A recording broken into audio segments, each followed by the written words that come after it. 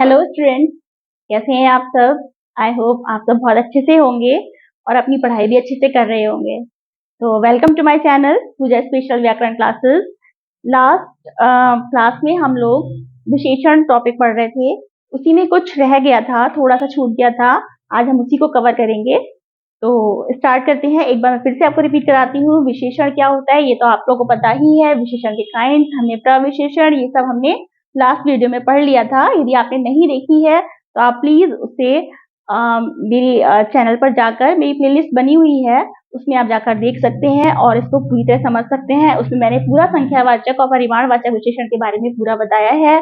तो विशेषण के हम लोगों ने जैसे पहले पढ़ा था कि विशेषण जो शब्द संज्ञा तथा सर्वनाम की विशेषता बताते हैं वह विशेषण कहलाते हैं। विशेषण 4 प्रकार के होते हैं। गुणवाचक विशेषण यानी क्वालिटेटिव एडजेक्टिव, संख्यावाचक विशेषण यानी न्यूमरल एडजेक्टिव, थर्ड परिमाणवाचक विशेषण यानी क्वांटिटेटिव एडजेक्टिव, एंड फोर्थ सार्वनामिक या संकेतवाचक विशेषण।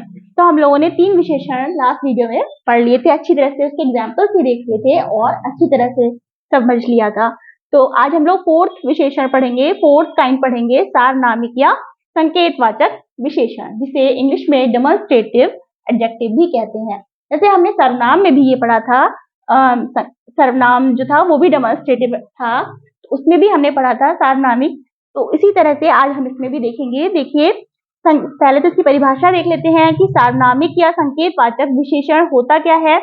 देखिए, संकेतवाचक विशेषण या सार्वनामिक, जैसे हमने सर्वनाम पढ़ा था कि पॉइंट आउट करता है किसी चीज को, जैसे यह मेरा घर है, ये मेरी चीज है, जैसे ये था हमारा सर्वनाम था, किसी चीज को कहते हैं। अब इसमें ये क्या करते हैं कि संज्ञा अथवा सर्वनाम शब्दों की ओर संकेत करने वाले विशेषणों को सार्वनामिक विशेषण कहते हैं।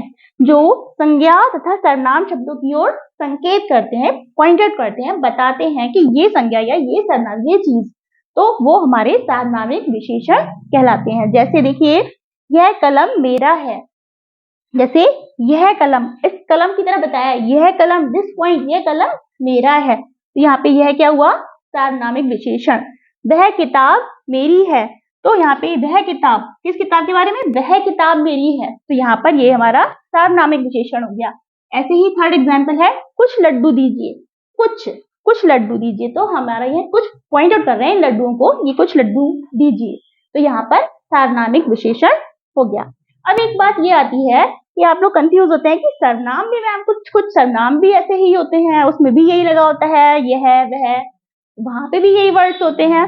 तो सर्वनाम और सार्वनामिक विशेषण में अंतर क्या है, हम इसे पहचानेंगे कैसे। तो देखिए, सर्वनाम, देखिए आपको पहले ही पता है कि सर्वनाम जो है वो संज्ञा के स्थान पर जो शब्द प्रयुक्त किए जाते हैं वह सर्वनाम कहलाते हैं। जैसे कि एग्जाम्पल मैंने आपको बताया कि राम एक अच्छा लड़का है, तो राम की जगह मैंने क्या प्रयोग किया, वह एक अच्छा लड़का है, तो राम की जगह मैंने शब्द बदल दिया, राम की जगह वह कर दिया, तो हमारा क्या हो गया, वह एक अच्छा लड़का है, तो ये क्या हो गया, सर्वनाम हो गया। ठीक है, जो संज्ञा की जगह शब्द प्रयुक्त किए जा रहे हैं वो सर्वनाम हो गए। लेकिन सार्वनामिक विशेषण में क्या होता है, सार्वनामिक विशेषण में सर्वनाम, जो सर्वनाम होता है, संज्ञा से पहले आकर उसकी विशेषता बताते हैं। सर्वनाम संज्ञा से पहले आकर उसकी विशेषता बताते हैं, यानी कि वह वगैरह शब्द जो है, वह यह शब्द जो है, वो संज्ञा से पहले आ जाएंगे और उसकी विशेषता बताएंगे, तो वहां पर हमारा सार्वनामिक विशेषण हो जाएगा। जैसे देखिए, एग्जाम्पल देखिए, वह प्रथम आया है, वह प्रथम आया है, ठीक है, वह प्रथम आया है, सर्वनाम हो गया। बट हमने कहा वह लड़का प्रथम आया है, लड़का क्या है, संज्ञा हो गई, और संज्ञा से पहले हमने सर्वनाम का प्रयोग कर लिया, यानी वह लड़का, तो हमने उस लड़के को पॉइंट आउट कर दिया है, संकेत बताया है कि वह लड़का प्रथम आया है, तो यहाँ पर ये क्या हो गया, सार्वनामिक विशेषण हो गया। ठीक है, एक एग्जाम्पल और देखते हैं। तो चलिए एक और एग्जाम्पल देखते हैं। सेकेंड एग्जाम्पल है, खाने को कुछ दो, खाने को कुछ दो, कुछ जो है वर्ड क्या हो गया, सर्वनाम हो गया, खाने को कुछ दो सर्वनाम हो गया। और जब हमने कहा खाने को कुछ केले दीजिए, खाने को कुछ केले दीजिए, केले से पहले कुछ लगा दिया हमने, तो केले तो सर्वनाम, सॉरी संज्ञा हो गया, और हमने उससे पहले कुछ वर्ड लगा दिया, तो ये क्या हो गया, इसकी विशेषता बता रहा है, कुछ केले दीजिए, तो यहाँ पर ये क्या हो गया, सार्वनामिक विशेषण। तो इस तरह से सर्वनाम और सार्वनामिक विशेषण में ये अंतर होता है। ठीक है, अब देखिए कुछ विशेषणों की अवस्थाएं भी होती हैं। जैसे आप लोग इंग्लिश में भी पढ़ते हैं ना, एडजेक्टिव में डिग्रीज पढ़ते हैं, डिग्री पढ़ते हैं ना, positive degree, comparative degree and superlative degree, ठीक है। उसमें डिग्री में मतलब सबसे पहले पॉजिटिव, जबकि जैसे गुड, बेटर, बेस्ट, ठीक है। तो जो अच्छा, फिर उससे अच्छा और सबसे अच्छा, तो डिग्रीज पढ़ते हैं जैसे हम, उसी तरह से हम हिंदी में भी अवस्थाएं, हम इसके डिग्रीज पढ़ते हैं।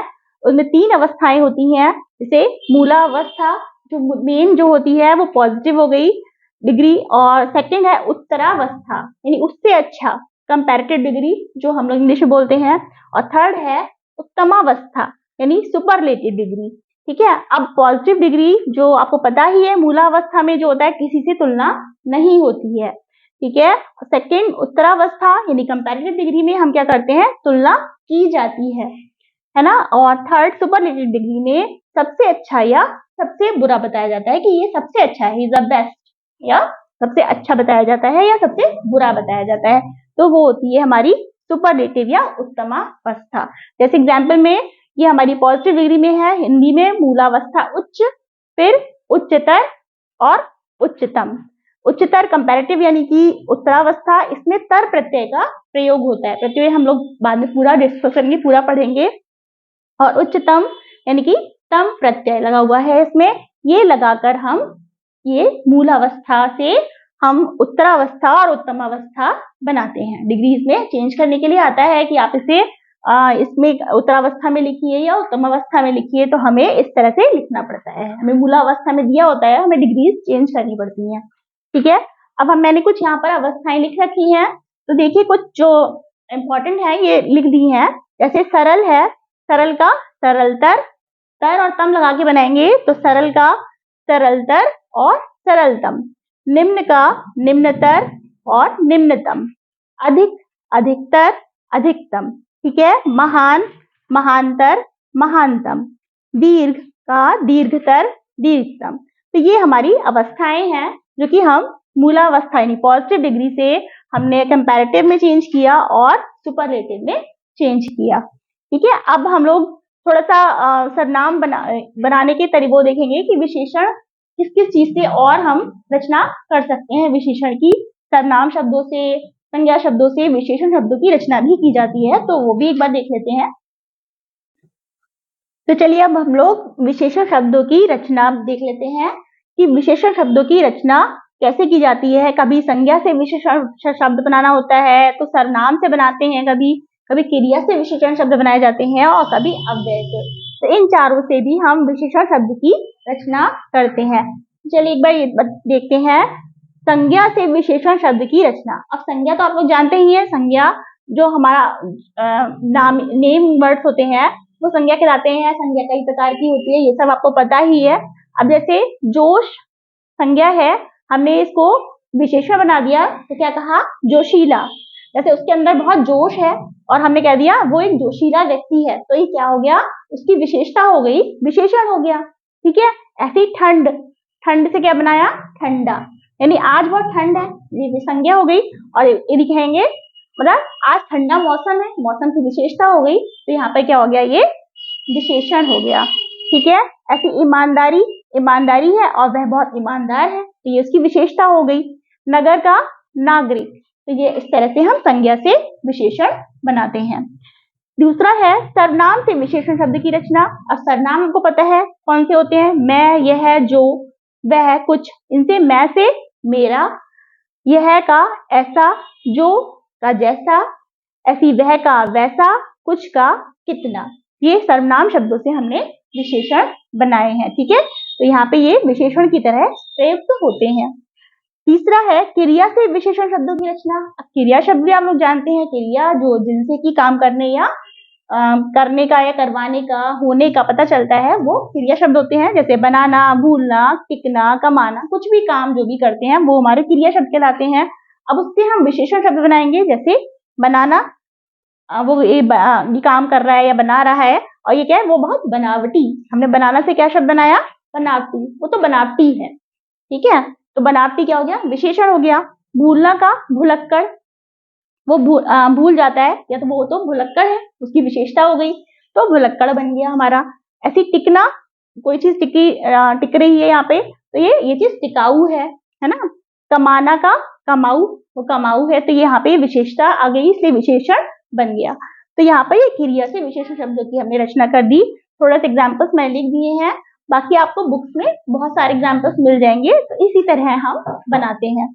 लास्ट चौथा है अव्यय से विशेषण शब्दों की रचना। अब अव्यय आप लोग जानते हैं कि अव्यय क्या होता है, जो ये मैंने अपनी लास्ट वीडियोस में बताया हुआ है। अव्ययभारी शब्द के बारे में पूरा डिटेल में बताया है कि जो शब्द लिंग वचन काल के अनुसार नहीं बदलते वो अव्यय कहलाते हैं। तो अव्यय से यानी कि बाहर, पीछे, भीतर, आगे, ये सब शब्द क्या है, अव्यय है।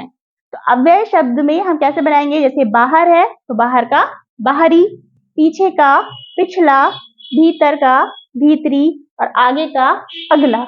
ये हमारे क्या हो गया, अव्यय से हमने विशेषण शब्दों की रचना कर दी। तो ये इस तरह से हम विशेषण शब्दों की रचना भी करते हैं।